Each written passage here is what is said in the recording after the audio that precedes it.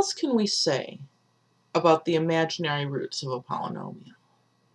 And let's keep in mind that most of the polynomials we actually work with actually have integer coefficients. So we start out not just with real numbers, but with integers. What can we say about the imaginary numbers that are going to turn up? Before we start this discussion, let's remember a definition. The conjugate of a complex number is just what we get when we reverse the sign of the imaginary part. So to take the conjugate of a complex number, we leave the real part alone, and we reverse the sign of the imaginary part. And this works both ways, right? If we have a minus, we make it a plus. If we have a plus, we make it a minus. And there are two really important things to notice about conjugates. If we take a complex number and we multiply it by its conjugate, we can use the difference of squares identity to see. We'll have the square of the first number, and then it'll be minus the second number times I squared, which is -1. So it'll end up being plus the square of the second number. The thing that makes it a plus instead of a minus is that I squared in there. So if we multiply a complex number by its conjugate, we get a real number. If we add a complex number to its conjugate, well, the real parts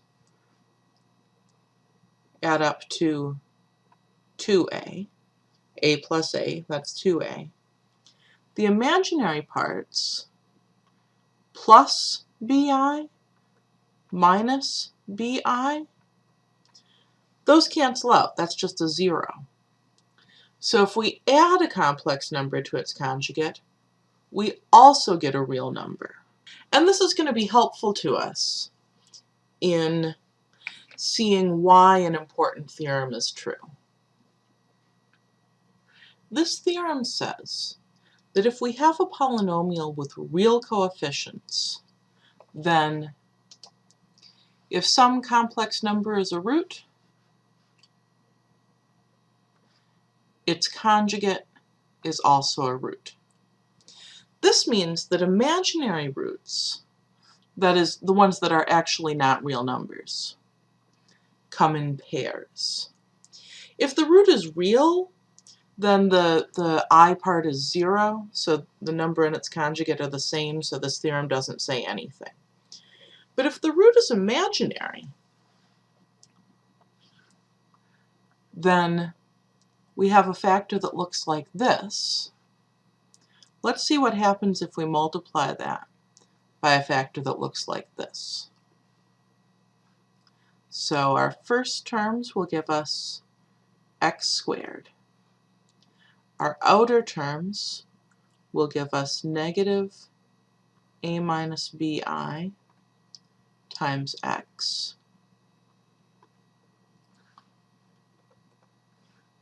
Our inner terms will give us negative a plus bi times x. And then our last terms will give us plus a plus bi times a minus bi.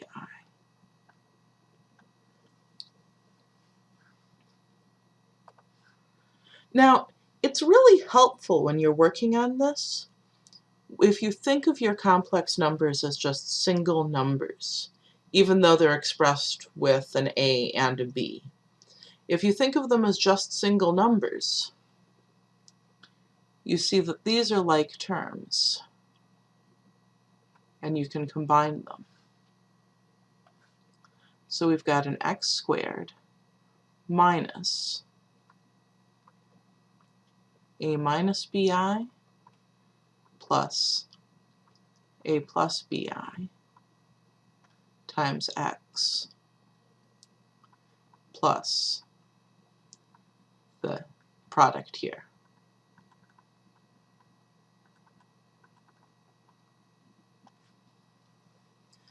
But based on what we know about complex conjugates, well, we know that that works out to 2a.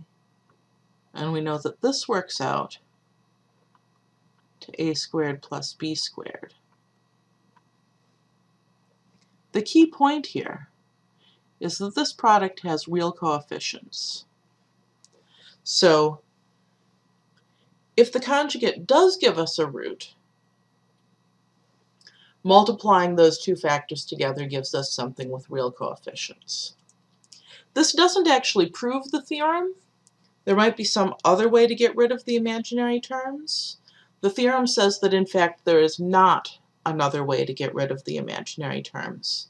You have to do it by having this additional factor in which the complex conjugate appears.